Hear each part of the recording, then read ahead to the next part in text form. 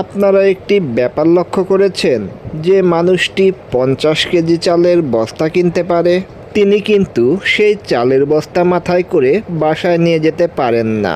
আর যে মানুষটা 50 টাকার বিনিময়ে সেই 50 কেজি চালের বস্তাটা মাথায় করে তার বাসায় দিয়ে আসে, সেই ব্যক্তি 50 কেজি চালের বস্তা কেনার সামর্থ্যই রাখে না।